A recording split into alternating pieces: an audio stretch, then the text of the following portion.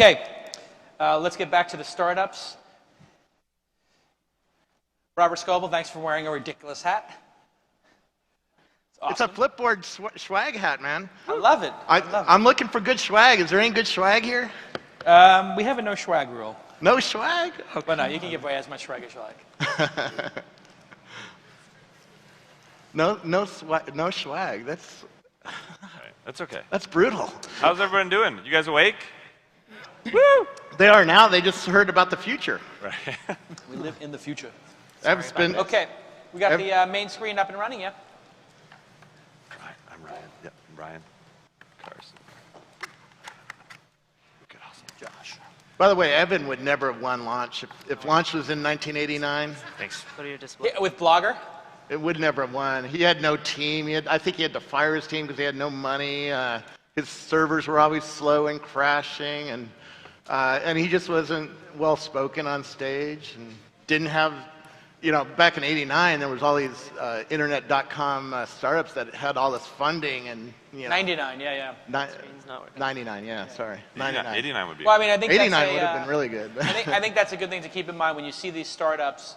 You know, from humble beginnings, we see amazing things. I mean, people always ask me what's the company, like Zendesk was actually, I remember Zendesk pitching to be in one of the first years of the event. Yeah. And I told the founder, this is too simple. People don't want something so simple and basic for their help desk. And he said, Jason, that's the point. More people will use it because it's simple. This is like year one, way before the software as a service trend.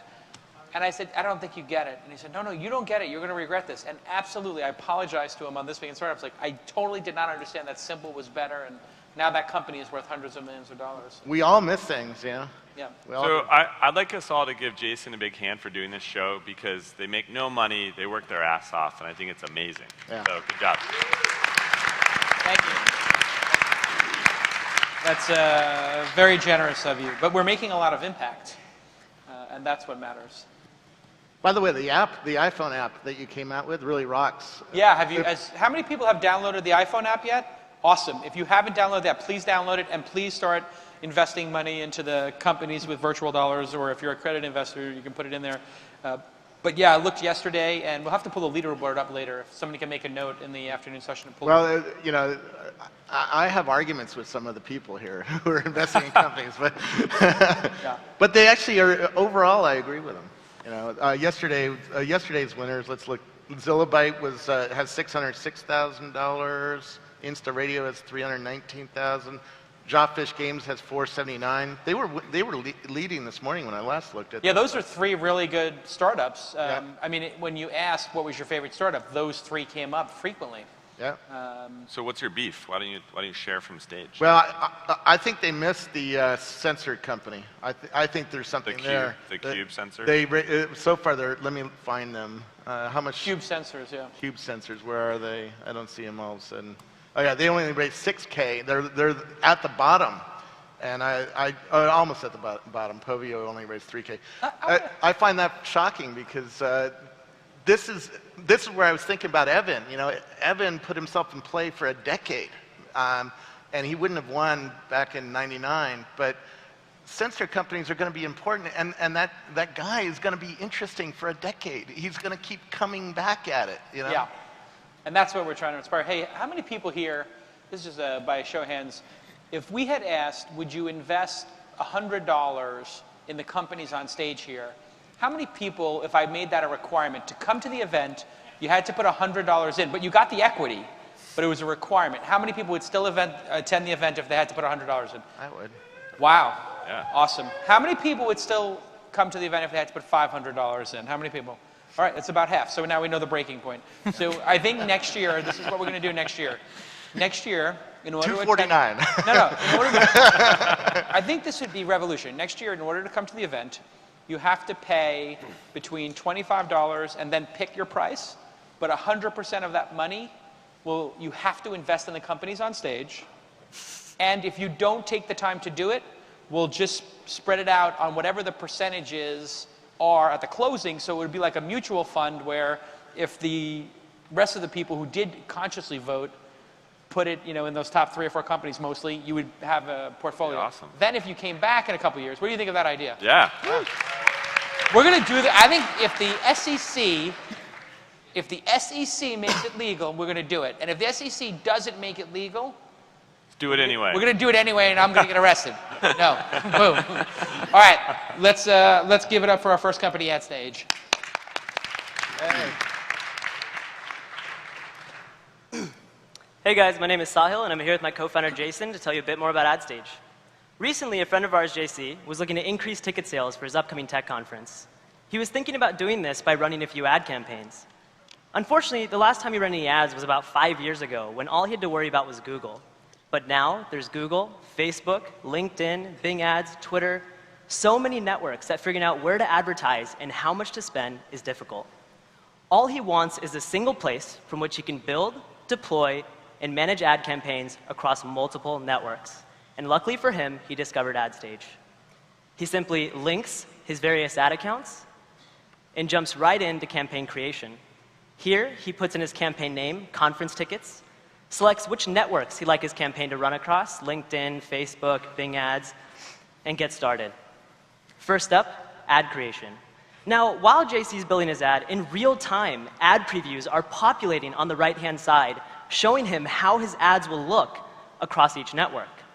And better yet, on the left-hand side, AdStage actually shows JC ads from similar and competitive companies. This way, JC's a bit more informed when building his ads, and hopefully can make his ads better than any of his competitors right out the gate. Now, once JC's done building his base ad, he's able to drill into any of the previews on the right-hand side to fine-tune that ad specifically for its given network. For example, in this case, he fine-tunes his Facebook ad, makes it a bit more social by adding tell your friends. He then fine-tunes his LinkedIn ad and adds join the launch group in hopes that folks will actually join the group on Facebook as well. He hits done, and in one fell swoop, he's now created an ad for each network. Here on the created ads page, he's able to review the ads he just built. He also notices that AdStage actually generated a unique tracking link for each and every one of his ads automatically. And this way, they can track conversions right out without you having to do anything else. Next, he moves on to targeting. Now, his target audience for this, of course, being the tech folks. So he targets United States. He targets the tech community in San Francisco. He also notices the ability to target by gender, by age range. For Facebook-specific targeting, he can target by various things like relationship status or workplace, but in this case decides to target a few Facebook interests that are relevant to his target audience, like startup company or startup weekend.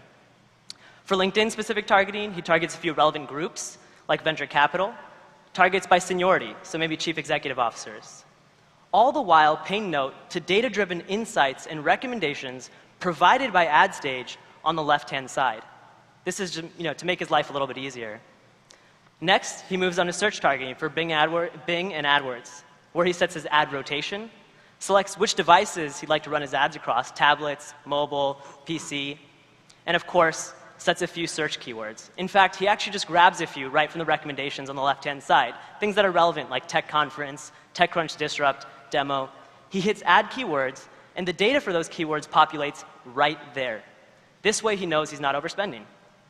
Next, he goes on to goals. His overall goal for this campaign being increasing ticket sales. So he wants to track whenever a ticket purchase is made from an ad. He simply sets up a URL destination goal, puts in the post-purchase page URL, which is the URL users hit after they make a ticket purchase, puts in a goal value, say $100, and hits done. No need for separate goal or conversion tracking software like Google Analytics or Kissmetrics. Conversion tracking is baked right into the AdStage platform. And here's the kicker. Once this campaign is launched, AdStage will actually track which network achieves more conversions for a lower dollar amount and will automatically allocate more of JC's budget into his best performing network. So if Facebook is achieving more conversions and it's a little bit cheaper, AdStage will continually push more budget into Facebook. Finally, he moves on to budget and scheduling, where he sets his overall daily budget.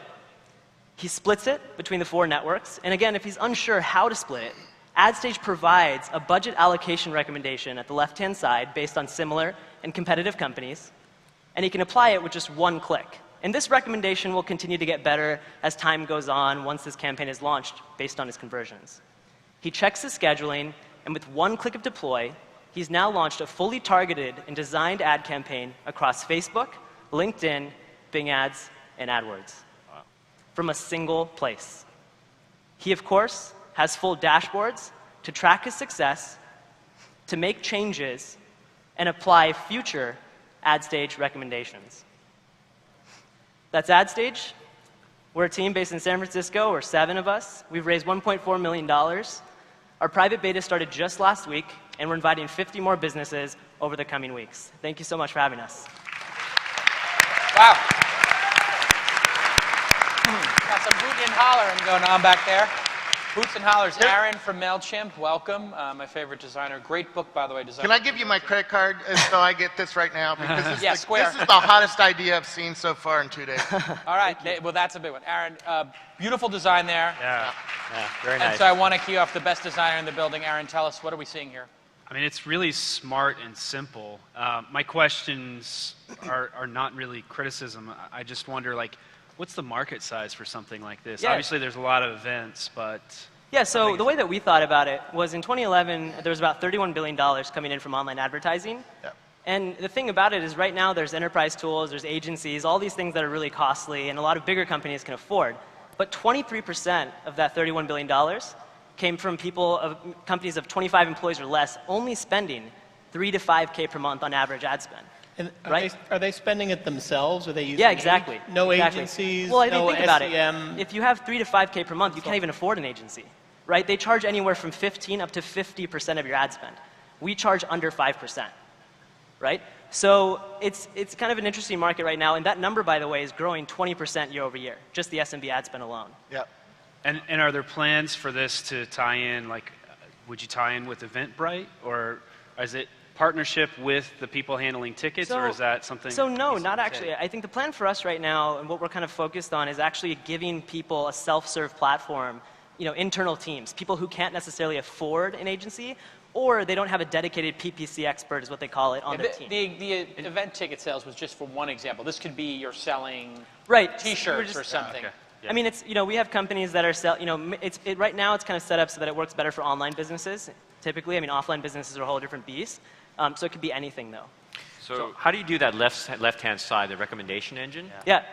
So that's something that we're pretty proud about. We've actually indexed data from over 1 million companies to date at a rate of 5,000 new companies a day.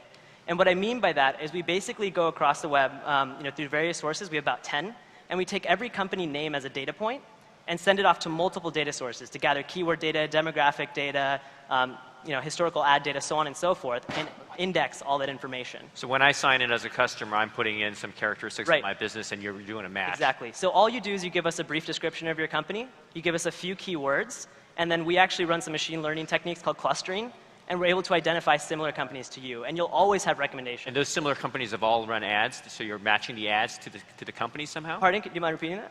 So the similar companies that I sign in as a business, you're matching me with those similar companies. Those similar companies have all run ads. Some of them. I mean, we'll only pull the ads from the companies that have ads. And from the other companies, we also have demographic recommendations. So you might have seen, we've shown, your male versus female split, things like that. So we pull whatever information we have. Very nice. Thank you.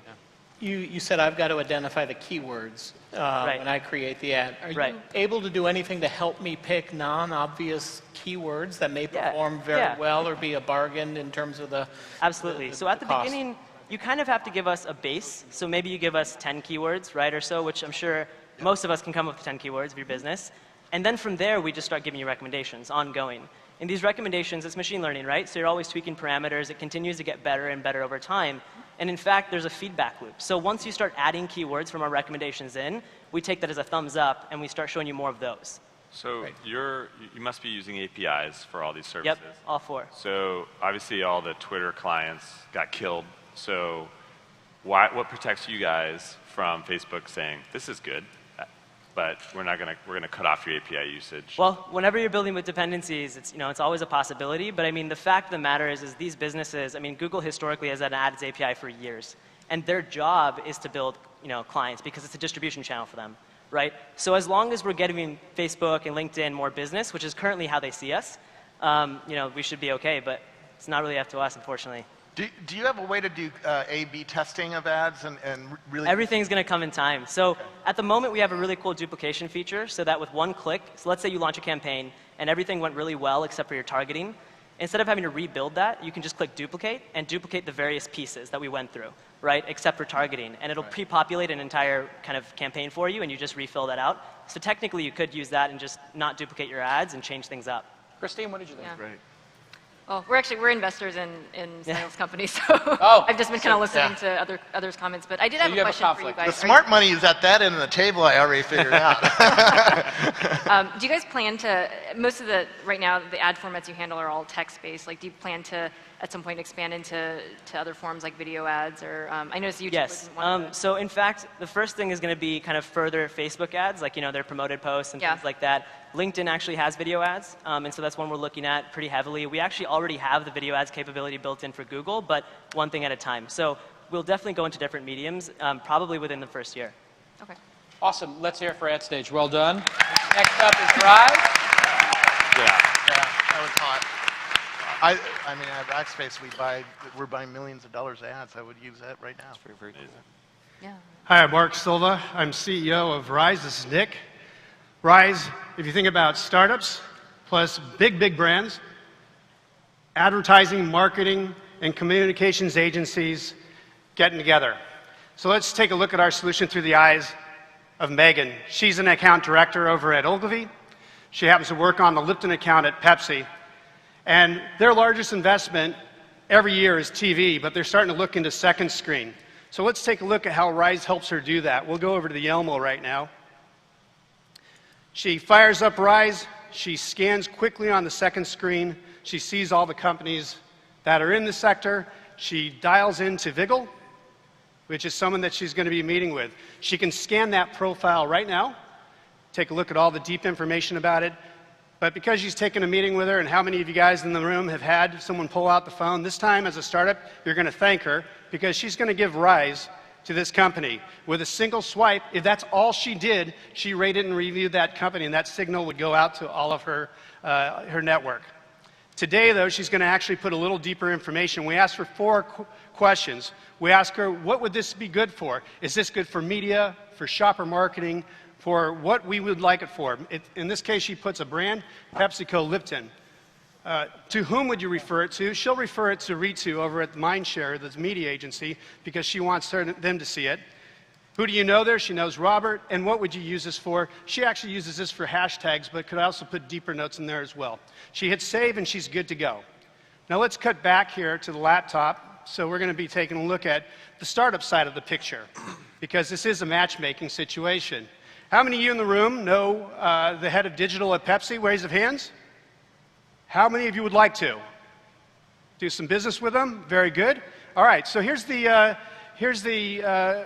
way you're going to do it. You're going to come in and claim, if you're a startup, you're going to claim your Rise profile. You're going to put the kind of business you're in, the kind of activity you'd like to be considered for, and the kind of companies you're going to want to work with. So out there in the demo pit, a number of startups have been claiming their startups by putting exactly, I'd like to work with a Home Depot, or I'd like to work with a direct marketing agency. You can then talk about the kinds of relationship you're looking for. I'd like an advisor or a board member. That's great, a little honey to attract those brands and those agencies. I'd like to invest, I've got a lot of inventory, beautiful inventory like we just saw. I'd like to make a pilot for 25, 50, or 100K. I'd like a media buy, a strategic investor, or as you're seeing so many more incubator programs with brands, and you hit that and you're good to go. Now let's cut back to what Megan sees as a result of all this activity and how we automatically start making those connections happen. At the end of the day, she gets a recap. She sees the Vigil, and actually she saw her own network give higher rise to it, but she also sees 3 other second screen companies, Zbox, which is actually rising very fast right now, perhaps because of the Comcast deal. She sees Bluefin and GetGlue as well. As she continues to page down, she sees the offers that were made there, a $25,000 offer from Bluefin, a $50,000 offer from GetGlue, and a $25,000 offer from Digit, which is awesome because they're not ready to move all their money from TV into second screen today, but they are going to do a pilot this year, and guess who's going to be right in line? At the bottom of the page, she actually sees all the other folks in the network. She sees Sam, William, and Julie from PepsiCo, who actually have been taking more meetings with her. She can drill down into their profile, see what they're meeting with, who they're meeting with, and what's most important to them. So just like AngelList, the transparency of that marketplace and the social proof of that gives her confidence to make these kind of recommendations to her clients. So Megan may not be the most tech savvy on our team, but she's certainly the most prepared for these conversations. Hopefully you've seen what we've done there. We've helped startups find their customers a lot more quickly at the time of intent. I think we all know that's a bit of an issue, connecting the brands with the startups. We also have allowed brands to super source all of their innovation from all of their agencies. I'm Mark Silva. This is Nick. We're Rise. Startups, if you're in the audience and you'd like to connect with big brands and big agencies, join us in the demo pit. We are also doing a seed round for $1.5 million. We'd like to have, if you're as passionate about the startup ecosystem as we are, we'd like to have you join us. We'd like to say, together we rise.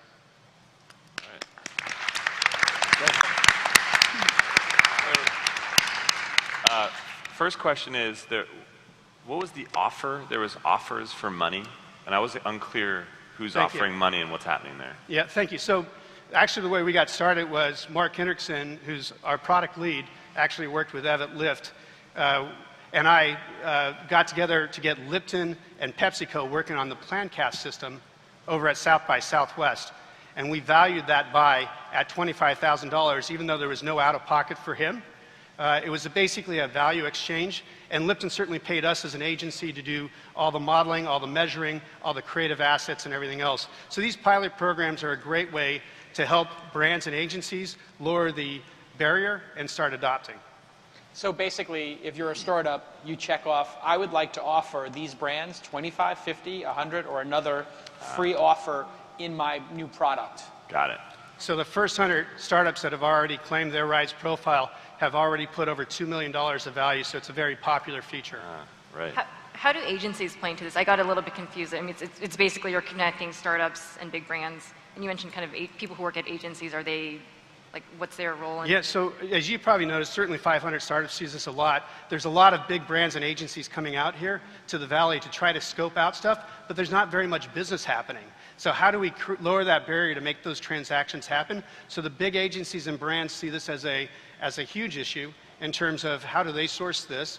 How do they find the startups? How do they discover them? Yeah, I mean, I understand that, but I mean, like, on the big brand side, is your customer the agency typically? It's not the big brands directly going on. We're sourcing from agencies and brands. It's a subscription model, specifically paid. In fact, without even placing them in the audience, gentleman right here is with a Portland, Gene over here is with a Portland agency, said he'd whip out his credit card and swipe right now and subscribe. So it's what we're hoping to be is as essential a tool for agencies and brands as LinkedIn is to recruiters. And how many brands do you have on there? Oh, sorry. No, go ahead. Next question. My other question was just how many brands do you have on there right now? Right now we only have a few because we're in private beta, but they're Unilever, PepsiCo, The Home Depot, MasterCard, and others. And we've got big agencies like McCann, Omnicom, and even a couple of small ones because the proof is can a small agency also do this? Next question. How do you get people to rate the companies? How do you get them to rate it? Yeah, I mean, so, it seems like so the they just value. whip out their phone. Every one of those, about 99% of those folks have their phones already open in these meetings, in these startup meetings. But now they're actually they're actually giving rise to these companies. What's the incentive for me to give a rise to anybody? Because you get the collective knowledge of everybody in the room, and you get an algorithmic confidence towards making a recommendation to your client. I know you were at P&G, and a lot of those signals go nowhere right now. In fact, a lot of those meetings go nowhere right now, and now they're going to be, I mean, even in a demo day like this, everybody here could be giving rise to startups like us on stage right now, and we can get a signal from it now. So if I'm at P&G and I take a meeting with a startup like that, typically, we'll just talk afterwards. Yeah, or even worse, you go into your corners and some coordinator might send out an email saying, so what do you guys think? But now the signals are coming back together. Got it. So in the a very loud expectation way. is that I take up the app and rate the app as part of my workflow process, or? And the agencies and brands are seeing this as a big cure to the disconnection. Right now, most agencies only have email or their ad servers connecting the entire agency. There is a need for this, and I get a lot of email about AngelList that companies, startups want me to connect them to companies like Procter & Gamble, and there's not a real good way in AngelList. Are you thinking of partnering with AngelList? Actually, we are using Crunchbase and Angel as part of our core data set, along with a couple of other databases. So absolutely, and we reached out to Naval right away as soon as we were starting, because he created speed and efficiency in a really disrupted marketplace, and we intend to do the same. I guess I'd like to give you a little bit of feedback. I think it makes a lot of sense, but it's a lot to digest, and it's hard to understand exactly what it is until you really think about it. And I wonder if there's just some way to simplify this initially so it's clearer what the value proposition is and then build it out. But AngelList for brands is what people are coming up and playing back to me. Is that a little better? Sure. All right, and we try to make the app very simple as well because again, these are very busy people. I think the demo was confusing. I was going to say the same thing Ryan did. There was a lot going on. It wasn't clear if it was a marketplace, if it was a lead gen system for for agency people, or if it was a directory of new ad vehicles. I think there are elements of all of that, but it didn't sort of crystallize in a quick description. So a marketplace for connecting innovative new ad vehicles with agencies. Let's hear it for Rise. Well done. Okay.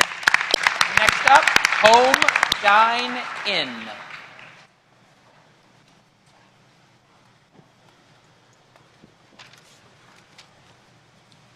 Hi, everybody. Who here likes to eat alone? No one, right? Yet, according to Forbes, 3 out of 4 Americans eat like that. Meet Jonathan. He's a friend of mine, and he just came here from Brazil a few days ago. And right now, Jonathan is eating alone. How many of you guys have been there before? Eating by yourself, looking for some company? What if I can tell you that there is a new dining experience, and instead of eating like this, Jonathan can eat like that? All right, so I'm Sagib from Home Dine In, and this is what we do. We are bringing people back together to the table over a home-cooked meal. How we do it? Let me show you. So Jonathan is hungry, and he's looking to eat with the locals. All he has to do is just to log into the website and search for meals. In a second, he can see all the meals that are happening around him in real time. He can sort it based on location, or time, or even relevance. Think about it. This is actually a social discovery tool that show him where his friends are going to eat tonight, so maybe he can join them. So Jonathan looks around, and he found a meal, lasagna night. Great, he likes Italian. So he goes into this page, and in this page, he can find some interesting information about the meal, like what's cooking, first of all, and some house rules, and where the rest of the cool guest is about to meet tonight. But that's not all. Jonathan is also looking to learn more about the host. So you go to the host profile page, and voila, meet Nicole. Nicole always dreamed about opening her own restaurant. She even have a secret recipe for the best lasagna in town. By the way, she will never share it though, but she will love to cook it for others. And this is why she decided to join Home Dine In. And now other people can enjoy it too. So in this page, Jonathan can find some interesting information about Nicole. For instance, the number of mutual friends that they have in Facebook. Also, the host that Nicole either have been hosted in the past, all the meals, or she either hosted or joined. But the most interesting information you can learn about Nicole is the reviews. Yes, guys, restaurants have Yelp. Yeah, we got it. Home cooks have Home Dine In. So he looks on the reviews, looks terrific.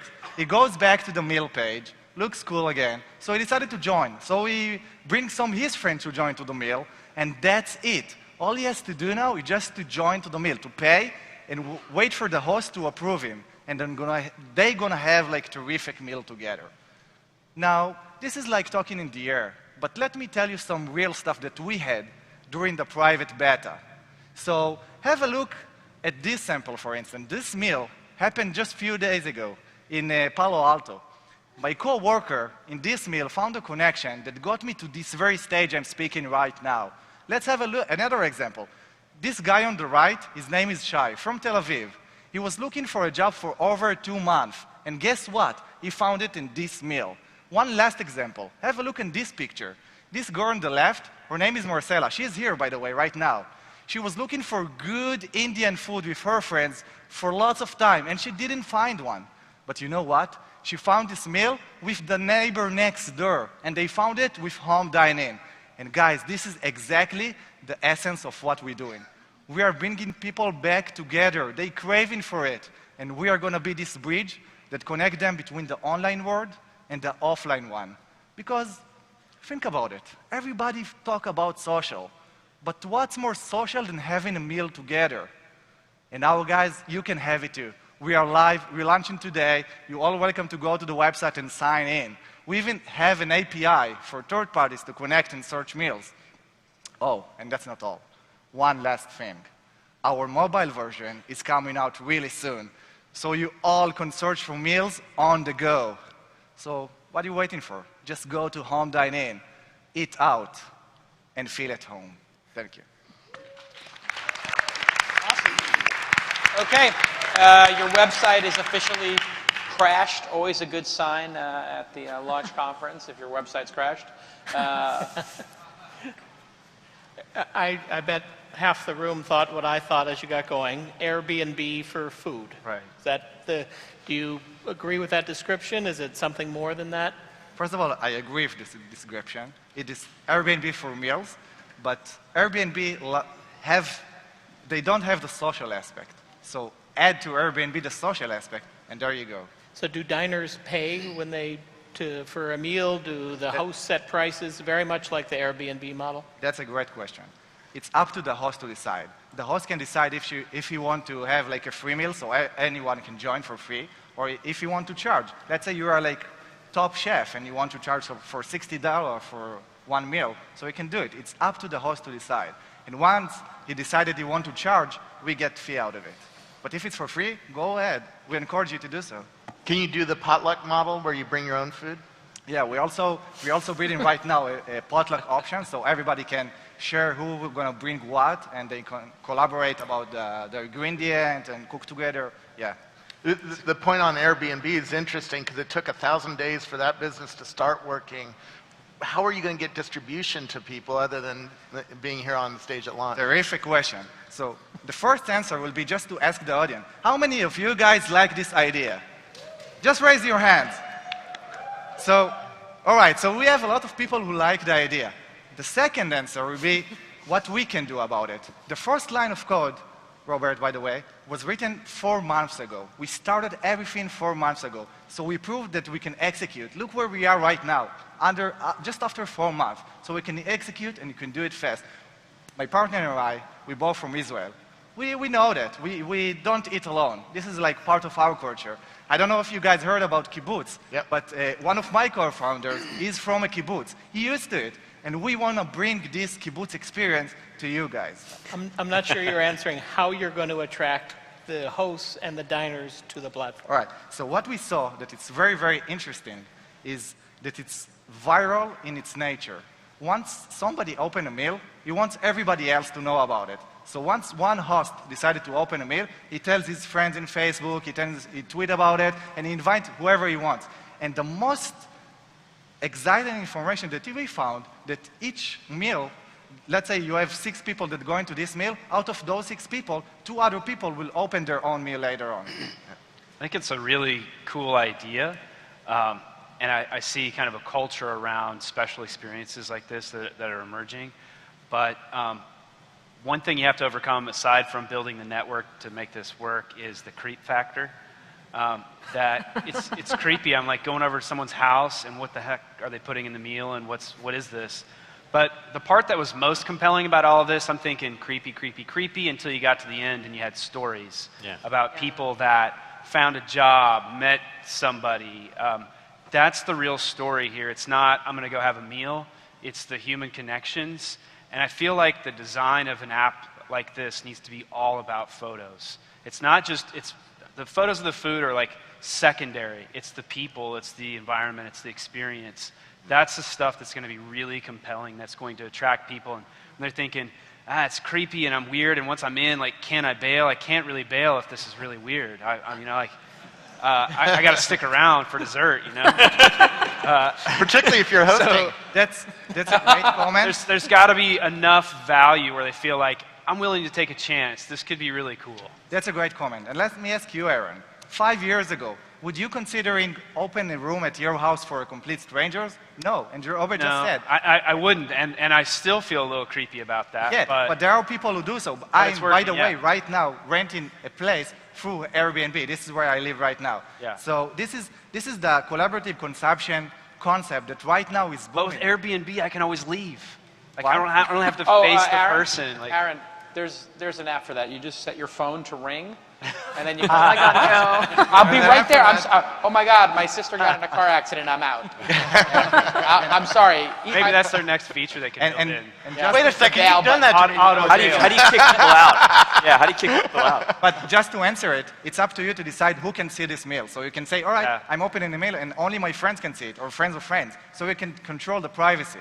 And there's a rating system. I mean, if somebody's a bad guest, they're immediately going to get ranked as a bad guest, and that's it, right? There's They're gonna go to there's one dinner and done. There's Exactly. a place in Atlanta called Ghetto Burger that only a few people know about, and it's a woman who cooks the best hamburger in the Southeast. And if you curse when you go in, you sit down at her breakfast bar and she makes you a hamburger. If you curse, you get the boot. This is a big phenomenon in Cuba, correct? Paladars in Cuba, Yeah. lots of home restaurants. I mean, it's the default way to eat dinner in Cuba, I understand. Yeah, in Paladar, it's like very it's Cuba, it's called Paladar. It's not only in Cuba, it's also in Israel, where I grew up, lots of countries, and I think you guys need it too. Okay, let's hear it for Home Dine In. Very well done. Nicely done, gentlemen. Okay, now, my cute friend. Here we go. Everybody meet my cute friend, John. Hey guys. So my name's John Furno. This is my colleague Julie Hammers, and we're going to share with you my cute friend. So I'm going to start with a little story. This is my friend Ashley. So Ashley's a young woman in the city, and like many of her friends, she's looking for somebody fun to date and hang out with.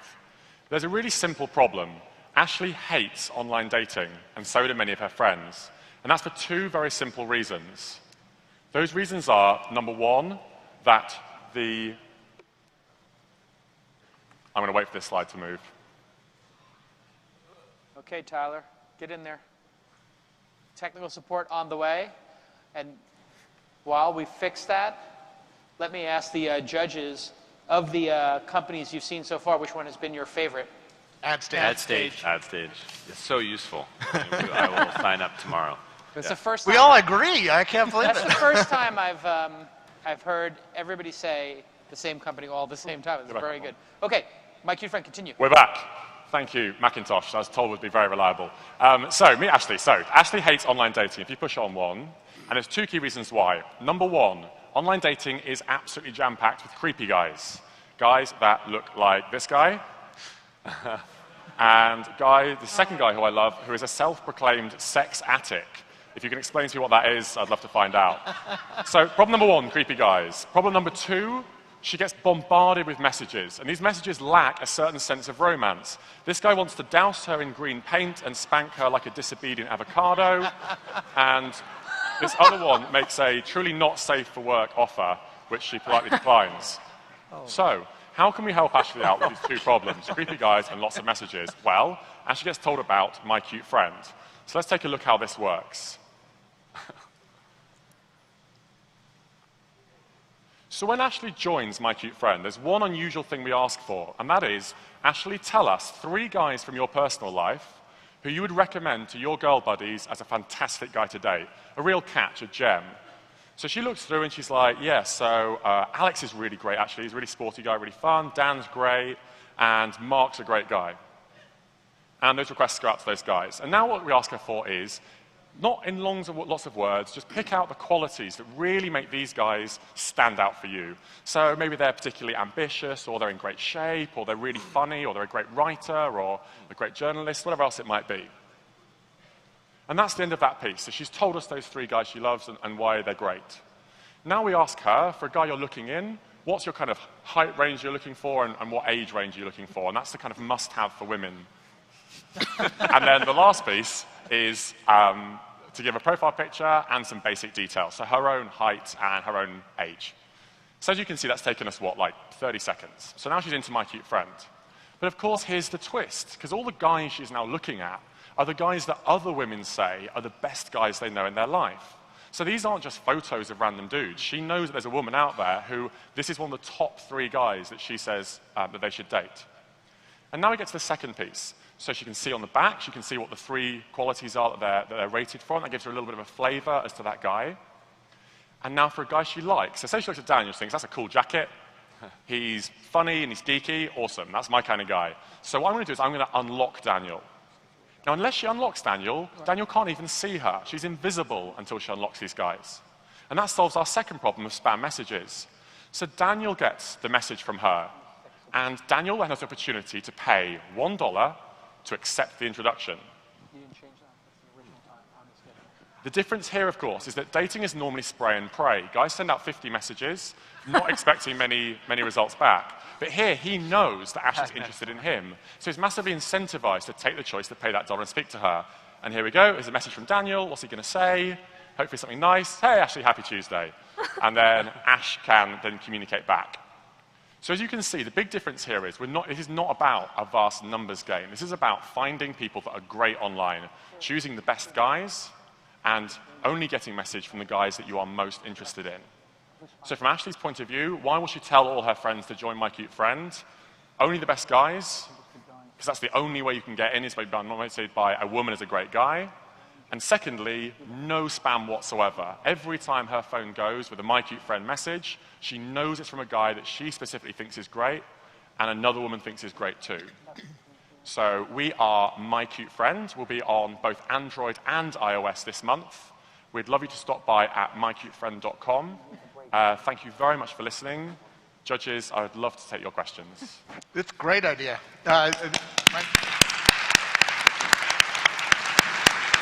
My next door neighbor used to run Yahoo Dating, and they make a lot of money with dating. And this is, takes it into the mobile age, and takes it in the social proof age, and takes it into a whole new area. I really like the idea. Thank you, Robert. I should abstain. I'm so far out of your target demographic. But like all investors, I'll still give an opinion. When you have one called My Old Married Friend, then I'll probably jump in. But my worry on it is, will it live up to the promise? Because each of the creepy guys you used in the start of the presentation probably have friends who think they're great, right? They're creepy when they get onto some of these platforms and they're anonymous, but they probably have good friends who like them and may recommend them into the system. So you may have to find yourself having to curate things, and that may be a very difficult role to play to live up to the My Cute Friend name. Is there a way for a woman to say this guy is over the top, got through the system somehow and is creeping me out? Yeah, absolutely. And does it remove all 3 guys that woman put into the system? That's a great build. Very good. An unreliable woman. So what happens right now is you can... Well, you know the system's going to be gamed, right? Yeah, I mean, come on. Well, so one point there is that the women that we have on My Cute Friend, when they sign up, they need to have at least 40 friends on Facebook and have a profile that's more than a year old. And that allows us to reduce the number of people that are gaming the guys into the system. Sure. I absolutely take your point. It's far from foolproof, and people have different judgments about what a great guy is. But from our point of view, if I were sending one of my friends out on a date and I had the choice between a random guy that says he's great and a guy that one of my girl buddies says is great, I know which guy I think she was more likely to have fun with. But if you're using the Facebook graph, wouldn't a really simple way to do that is say, I really only want to see guys that my actual friends have said yes, because it's likely that I can trust them? Sure, I think that's a great point. So one of the ideas we had was to include the Facebook kind of social proof point if they are within one connection. We've seen other sites choose to do that, and we believe that it does limit to some extent the number of people you're going to get in that group, because of course, all the women in San Francisco is very different from the women who are but one removed from me in San Francisco. So one other question though. So all your revenue is hinging on one moment in time, which is when that man gets the notification that this woman wants to contact him. And I'm just curious, have you thought through the mechanic of that? Are you not going to pay the buck if a cool-looking woman asks I'm to married, talk to you? so no. Well, I'm married, so no. But that's the question, right? All your revenue comes from that moment, so what happens? Here's a hypothesis. If you are on a normal dating site, you will generally need to bring money up front to join the site monthly, for example, before you even get the chance to find out whether there's anyone there that you particularly like and interact with them. Here, what's happening is you know there's an expression of interest from this specific individual to you, and you know it's a quality site and a quality experience. You're there because you're a guy who's been recommended by women. So when that message comes in, this isn't just another girl on a dating site. This is a specific individual who's shown an interest in you personally. I feel like, especially in a world where in-app purchase has become so much more seamless than it used to be, that's a hell of a temptation, because otherwise I can't chat to her, and it's only $1 away. Yeah, okay, fair point. Have you, I'm sure you've tested this with a small group of people. What have you learned from doing that test? That's a great question. So the guys always press the dollar. Of course they do. We're very predictable, aren't we? The other thing is that, of course, it's asynchronous. They don't have to press that dollar at the moment that message comes in. They can be going home on the bus, or they can be, you know, come back from the movies or whatever. They're sat there and they're like, oh, didn't that girl message me? I'll go and have a look. Remember, they can only speak with her if they pay that dollar. So we've got plenty of time to play with them to make that decision after the point. But do they have to have the app as well?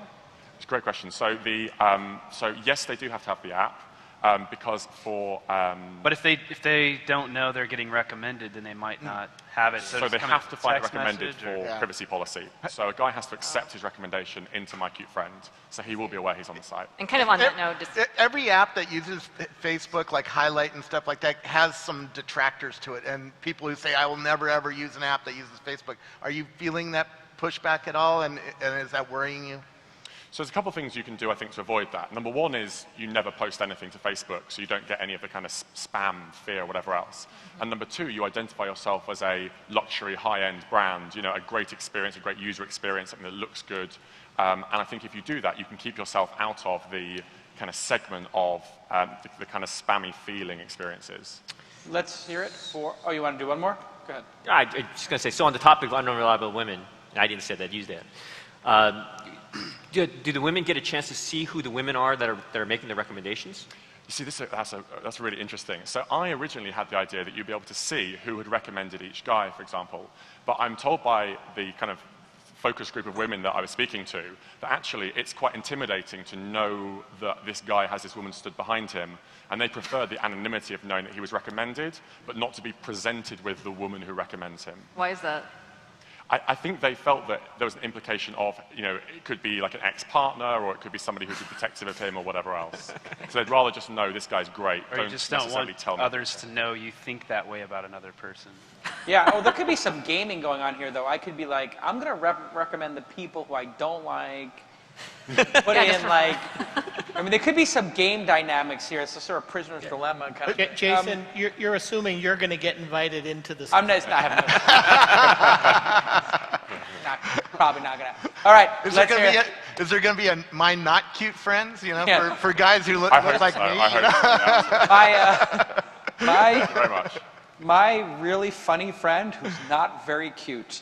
Let me just get that for Robert. That could be our startup weekend project. Let's hear it for my cute friend. Well done. And next up, Quiz TV, all the way from Sweden. Another company from Sweden. A lot of these Sweden companies going on. What's going on there? What's the Sweden connection, Jason? I don't know. All right. Hey everyone, my name is Martin Walfish and I'm the founder and CEO of Planeto from Sweden. I'm joined on stage by my co-founder and CTO Magnus. Hey Magnus. We create quiz games that are played by millions. And we're here today to launch a new quiz game called Quiz TV. So this is Quiz TV, the webpage, and we're going to do a demo in a few seconds. So if you can all please bring up your mobile phones, and you're going to help us play. So Quiz TV is all about engaging a crowd at a venue or at a conference. You can have hundreds, even thousands of players all joining in. So now it literally takes seconds to start a new game. You just pick a game name and then click Start New Game. So if you can all bring up your mobile browsers, or if you're on a laptop, the Wi-Fi is a little sketchy here, so if you're on a laptop, please go to quiz.tv/launch. Quiz with a w.tv/launch. All right, so we have players joining in. Just some advice as well. The speed with which you answer also helps you get higher up in the high score list. So make sure to try to answer fast. All right, you can keep joining in, and we'll start the show right now.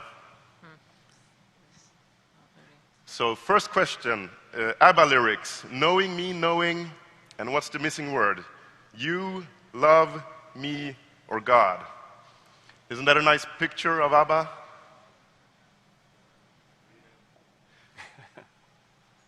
Two seconds remaining, and the correct answer is you. All right, 89% got that right, very good.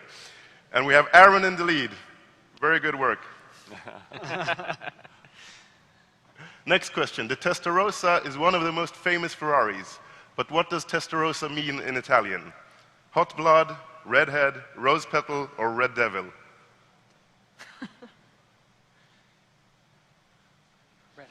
4 seconds, 3 seconds. And the correct answer is redhead. 32% got that right. All right, BRC is in the lead. So final question. What was the original name of the Google search engine? Backrub, Stanford Singularity Search, Google, or PageRank? I think I'm just going to scratch my back a little. Creepy. 3, 2, 1. And the correct answer is Backrub, 22%. So who is in the lead? Boo. Congratulations to Boo. Give Boo a hand. Yay. Very good. So we're going to jump into the settings screen of a quiz show. You can change the name of a show. You can change the URL of a show, how many seconds a question should be shown, etc. But most importantly, you can select different question packs. We have over 14,000 general knowledge English questions, so anyone can set up a show in a matter of seconds. But of course, you can also create your own question packs, which we did here for the launch show. So here are the 3 questions that we answered, and it's also very easy to add your own questions. So a teacher could, in a matter of minutes, create a quiz show for her classroom to play with her students. So let's create a new question, startups. From where is Planeto, our company? Anyone remembers? Sweden? Yes. Good.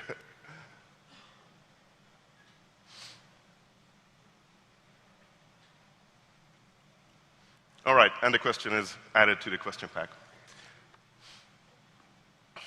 So, Quiz TV can be used in a number of different ways, obviously at conferences or by teachers holding lectures, etc. We're also talking to the Swedish Hockey League about running this before hockey games, obviously questions about hockey. You can have it before concerts, etc. Quiz nights in pubs and bars is another obvious way to use this. Also in public transportation, buses, trains, wherever people just sit and wait, and they can interactively have fun and engage. And of course, you can play at home with your friends and family on your smart TV as well. The business model is very simple. We have different subscription packages that basically determine how many concurrent players can play at the same time. So that was Quiz TV, but just want to add one more thing. We have a bigger vision. The reason we're creating quiz games, apart from us really liking quiz games, is that we've realized that as people play quiz games, we can actually quantify their knowledge. So what we're building is, on top of the social graph, we're building something that we call the personal knowledge graph, which basically shows the relationship between a person and that person's knowledge and expertise. So we've identified a number of ways that this data can be used. The most obvious one is probably knowledge-targeted advertising, but there are a bunch of other ways that this interesting data can be used. All right, so that was Quiz TV by Planeto. Thank you very much.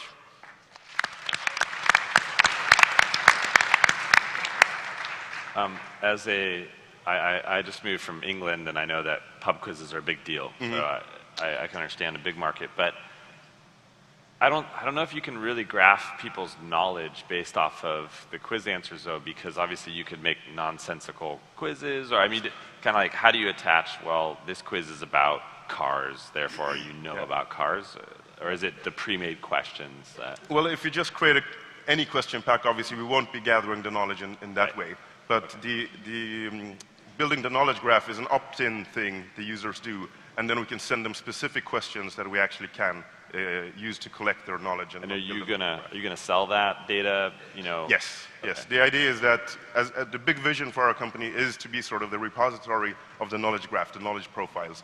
So eventually we're gonna hopefully get in data from a lot of other quiz games. But I didn't see you ask for any authentication of who I am. I could have put a fake name in there. So how would that data be useful? Obviously, when you're building the knowledge profile, you will log in with Facebook or Twitter or etc. So you will have an identity. Is there an asynchronous mode, or does it have to be synchronous? Quiz TV specifically? Yeah, I mean, questions and answers. If you want to build the library of people's knowledge and questions and answers, asynchronous may be a better way to do that. Absolutely. I mean, the idea is for us to have plenty of different quiz games that cater to different tastes and different people, but all of the sort of the common denominator will be to collect the data into the knowledge graph. There's a company called GoPollGo, which does real-time polls, similar. Yeah. But they show the results in real time as I vote. Is that something you're going to do, or are you going to let me change my vote? 'Cause I tried to change one of my votes and it didn't let me do that. Well, we've seen companies like that, and sort of our approach with Quiz TV is that we think the entertainment approach is an easier way to get into the venues and into the conferences. And then if our users and customers request it, obviously adding a polling or survey module to this won't be that hard. And who pays for this? Is it the like American Idol, if they used it or something? Would they pay for it? Or? Yes. The venue, basically, or the customer that wants to run a show pays a different amount depending on how many concurrent players. You covered that. Yeah. So where are you at in the life cycle of the company? You know, funding, size? Well, we launched a couple of years ago, and we've launched a couple of different quiz games. Most recently, Quizboard is another product we launched a couple of months ago, and it's really taken off in the Nordics. So we have almost 2 million users in the Nordics alone for that game. And Quiz TV is obviously a completely new product we're launching today. Cool. Okay. Are the leaderboards pervasive? Like if I was doing really good at the hockey game and then I play something at home or whatever, like does it all kind of add up where maybe it aggregates back to my social profile elsewhere? Or? Yeah, I mean, not currently. Currently it's just one-off per show, but we're going to add a lot of features. We have a really big feature list that we want to keep building on. Watch out for those. Yeah. Well, for your new quiz game, do you already have paying customers lined up? Or Sorry, coming in? For your, it seems like you do a lot of quiz games. Like for this one that you just demoed, do you have paying customers already lined up? Well, we're launching today, so we've just done a few beta tests, but we've talked to the Swedish Hockey League, and they're really interested. I mean, just big arena stadiums, basically, a lot of different venues. This is a way for them to, in a simple way, but still a powerful way to engage the audience. So you're mainly planning to target like the Nordic markets, or are you planning to go global? Sorry, coming in? Are you planning to go beyond Sweden and the Nordics? Oh yeah, absolutely. We're launching worldwide. The plan is to go global. And you plan to move to the Valley, right? Sorry? The plan is to move to the Valley. That's not. Yeah, of course. Not necessary. Not necessary. Not necessary. You know, I could see a model where you approach sponsors and they create sponsored question banks that are randomized. So if you had MLB, you had Oscar, all of these different people, because one of the problems is building quality questions to make this engaging. They pay because they get mind share in a very unobtrusive sort of way. We have an idea connected to that we call quizvertising, which is basically where sponsors can create questions that sort of are about the sponsor. You may want to just start the company over and call it Quizvertising, because that is a bigger idea. I think that's awesome. Yeah. Anyway, great. Let's hear it for Planeto. Well done. And next up is Circle. Let's go, Circle. Get right into it. Keep the train moving.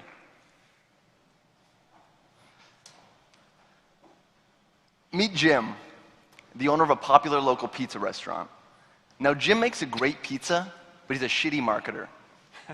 He's a shitty marketer because he doesn't know what actually drives customer visits. So what he does is he just randomly posts promotions online and hopes people show up. So he's been hearing a lot about the Facebook recently, so he thinks that's where his customers are coming from. Luckily, he recently found out about Circle, a new way to automate, track, and optimize his online marketing. Let's log into his account and take a look. So when he logs in, he sees his dashboard, which gives him a high-level look at his overall marketing picture. He sees his Circle grade at the top, and this keeps him on track to make sure that he's doing everything that he can to help Circle get him more customers. His grade is currently a C, not very good. So he sees a notification that he needs to connect his Twitter account, so he goes over to take care of that. He's already connected with Facebook and his email, so now he's going to connect with Twitter. Simply clicks the button, authenticates, and now Jim will be able to distribute his campaigns over email, Twitter, and Facebook seamlessly.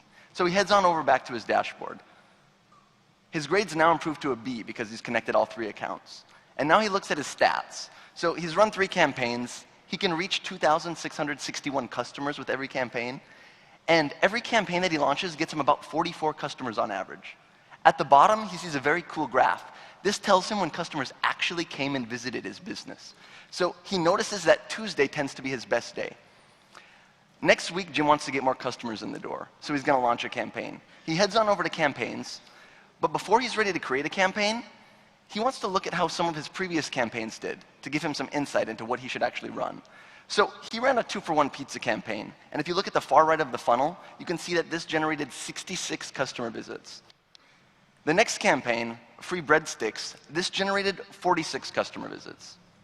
And half off large pizza, this generated 20 customer visits. So the 2-for-1 campaign was clearly the best. So he wants to run a similar campaign.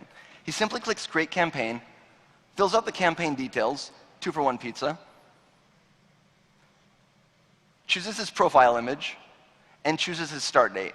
Now, because he saw that his customers were most responsive on Tuesdays, he's going to run this promotion next Tuesday. Okay, so he finished selecting the date, and now he simply clicks launch campaign. Once he launches the campaign, Circle is going to automatically distribute this across Facebook, Twitter, and email. And because Circle tracks actual customer visits, Circle learns the best time to actually distribute this campaign to maximize the number of customers that walk in the door. Let's take a closer look at the email received by Jim's customers. They see it's a 2-for-1 pizza campaign, 2-for-1 pizza promotion this Tuesday, and there's a redeem button. So when the customer is at Jim's location and ready to take advantage of this promotion, they simply click the redeem button. This will launch their mobile browser, and Circle will verify that this customer is physically at Jim's location using geofencing technology. This produces a mobile voucher that the customer simply needs to show to one of Jim's employees to get the promotion. And that's it. There's no further action required on either side. So Jim was able to seamlessly track this customer's visit back to the channel, back to the campaign, and back to the individual time that they actually showed up. So Jim's feeling really good about this campaign. He thinks it did well, so he logs back into his Circle dashboard to take a look at the stats. And as he expected, he crushed it. He got 236 customer visits, and he didn't pay a dime to acquire these customers. He simply used data intelligence. He made better marketing decisions. And if you notice, remember he thought that Facebook was driving most of his customers? If you look down, email was actually the main driver of the customers for this campaign. So now he knows he should focus on collecting customer email addresses. So Jim's really excited about this. He wants to get more customers. So he's going to launch another campaign. But he doesn't have time to sift through all this data again to determine what he should be running. So he uses campaign recommendations. Circle campaign recommendations use a variety of data collected by Circle to make intelligent suggestions about what type of promotions to run and when. So with a click of a button, Jim can instantly launch a campaign, fills out all of the details, he simply verifies, and clicks launch campaign. Circle takes care of it from there. So thanks to Circle, Jim is able to get more customers by making smarter marketing decisions. We're currently in private beta. We're going to be launching open to the public in a few weeks. We were part of AngelPad's Fall 2012 Accelerator class, and we are fundraising. So we're Circle, and we're the intelligent marketing platform for local businesses. Thank you.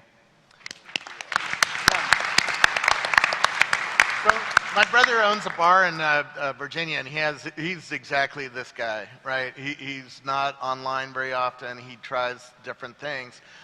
So I'm going to come at it 2 places. One is most of his customers are really coming through Google or Yelp or maybe Food Spotting or Foursquare, right? And are you going to add those services in?